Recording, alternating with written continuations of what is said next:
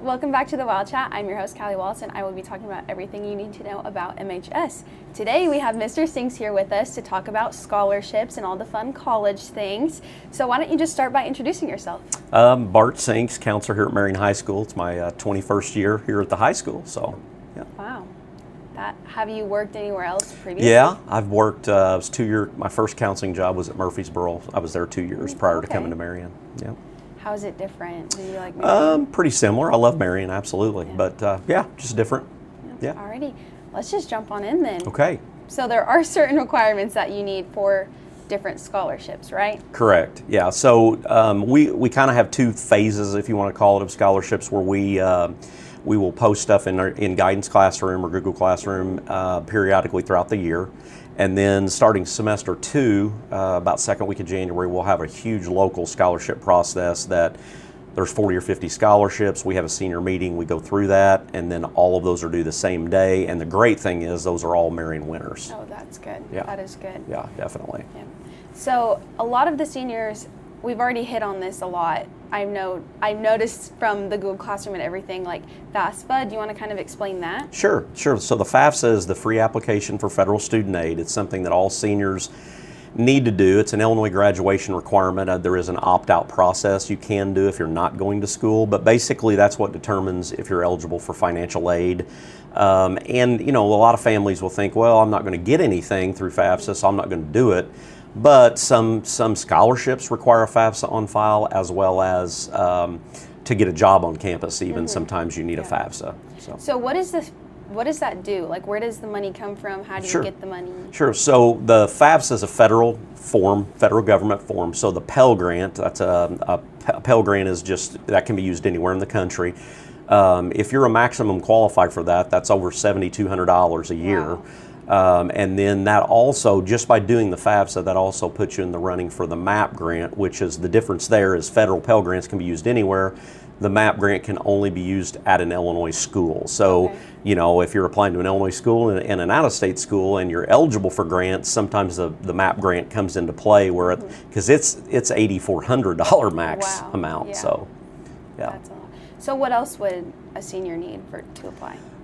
So for FAFSA, or just for just in general? Okay, yeah. So we kind of emphasize November 1 or actually Halloween to seniors to try to be done with their university applications. It's not a deadline, just a really good idea. So hopefully the majority of them that are university bound have applied. Some are still coming in.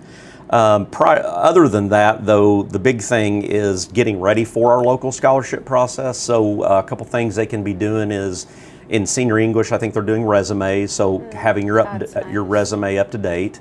And we've kind of asked seniors to start asking for their letters of recommendation. So the local packet of scholarships all require letters for the most part. So if they can get usually about 3 letters, one from maybe from the community, a couple from in school, then if they can, the goal, if you can get them before Christmas break, that's ideal, because then in January when we're ready to start that process, they're ready to go. Yeah, they're ready to go. Yeah. So who would you recommend getting letters of recommendations from? Okay, that's a good question. So basically, you know, let's say you're going to be an engineering major, maybe a math or science teacher.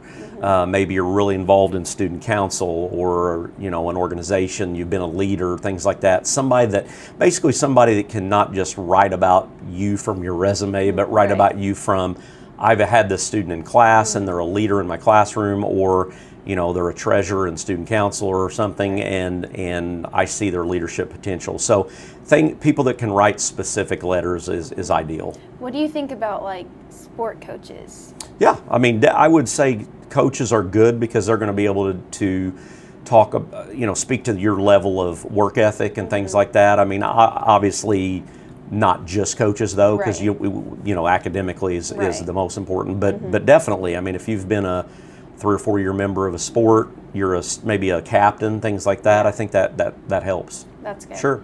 Yeah. What else do we need to talk about? Well, just, you know, mainly just really watch Google Classroom, because we post everything from college visits to scholarships in there, and especially when we start getting to second semester doing the local packet, seniors kind of get tunnel vision, which I get working on the packet. So still watch for, we'll get a lot of things that, maybe local banks, things like that. So there's a lot of money out there, but students just have to apply for it. So the other big thing is I would say is wherever they've applied to a college, some schools give automatic scholarships, and that's great. But some of them also have a separate application that they can do for other money. So be sure you're doing that. Johnny Logan has one application for everything on their campus. So, nice. So things like that just to kind of be aware of and get in and talk to their counselors, because obviously if you've never been through the process, it's kind of daunting, and we're here to help. Right. So then all this information is just mainly through the Google Classroom then? Through Google Classroom. We try to, as things approach, we try to get those to Mr. Williams when he does morning announcements. And then naturally, as you move through school, hopefully you're coming in guidance more and more, especially if you're a four-year bound student, because there's just a lot of moving pieces with applying to school, scholarships, housing, so a lot of moving pieces that if you're not familiar with the process, it's overwhelming. Yeah.